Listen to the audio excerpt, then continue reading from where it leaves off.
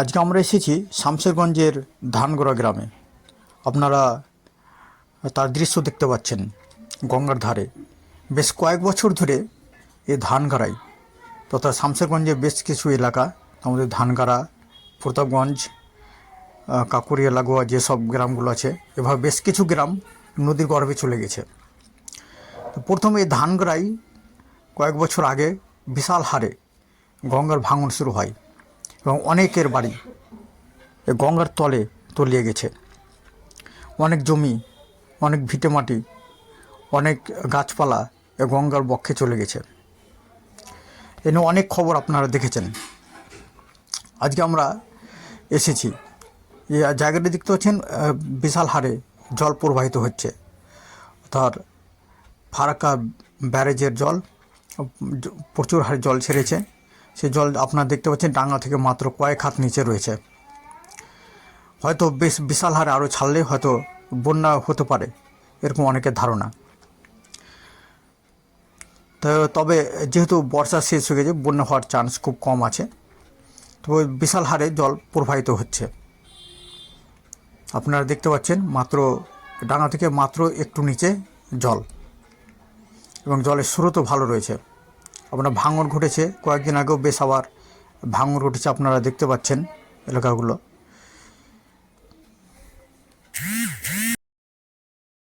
মাঝে মাঝে বালির বস্তা ফেলে ভাঙন প্রতিরোধ করার চেষ্টা করা হয়, কিন্তু সেই বালিতে কিছুই হয় না।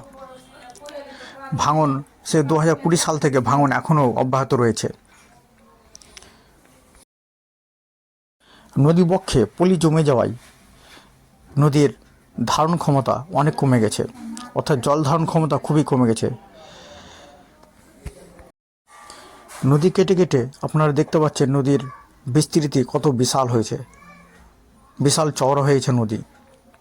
এপার থেকে যেন ওপার দেখা যাচ্ছে না।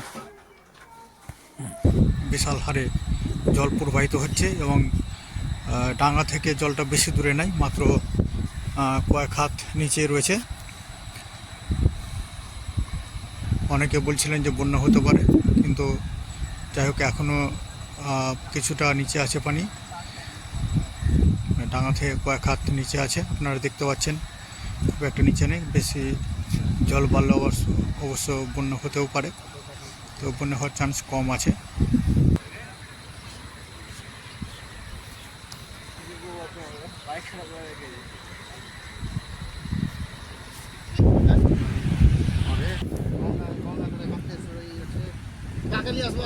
আপনারা দেখতে পাচ্ছেন নদী তীরে বেশ কিছু বাড়ি রয়েছে। এই বাড়িগুলো অনেক ঝুঁকির মধ্যে রয়েছে, যে কোনো সময় ভেঙে পড়তে পারে, যে কোনো সময় এই নদীর পেটে চলে যেতে পারে। এই বাড়িগুলোতে এখনও অনেকে বসবাস করছেন জীবনের ঝুঁকি নিয়ে।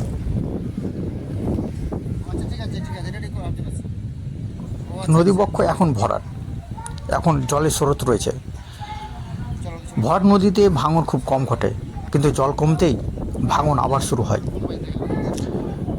যারা বিশেষজ্ঞ তারা বলছেন যে যখন নদীর জল কমে তখন মাটিতে যে সব জলগুলো থাকে সেই জলগুলো নদীতে আবার আসার চেষ্টা করে, যার ফলে ভাঙন দেখা দেয়। তাই এলাকার মানুষজন জল কমলেই তারা একটা দুঃখসহ জীবনে ঝুঁকিতে থাকেন।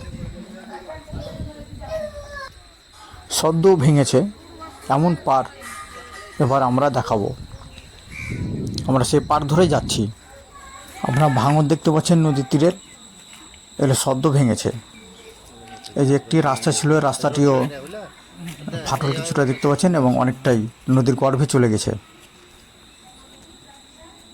অনেক পরিবার নিঃস্ব হয়ে গেছে।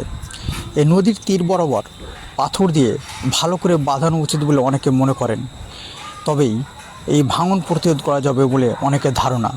এবং পলি যে সব জায়গায় জমেছে সে সব পলিগুলোকে উঠানো উচিত বলে অনেকে মনে করেন, তাহলে নদী নাব্যতা ফিরে পাবে, তাহলে ভাঙনটা প্রতিরোধ করা যাবে। পৃথিবীর বেশিরভাগ শহরই নদীর তীরে অবস্থিত। এই নদী কিন্তু শহরের সৌন্দর্য বৃদ্ধি করে। সেই নদীগুলো সেইভাবে ভালো করে বাঁধানো হয় এবং নদীর তীর বরাবর এত সুন্দর করে বাঁধানো হয় যে শহরের সৌন্দর্য বৃদ্ধি পায়।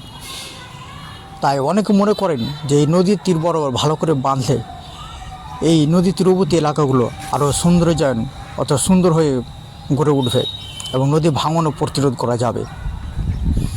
প্রত্যেক বছরই টাকা বরাদ্দ হয়, কিন্তু তার কাজ কিছুই হয় না বলে অনেকের অভিযোগ।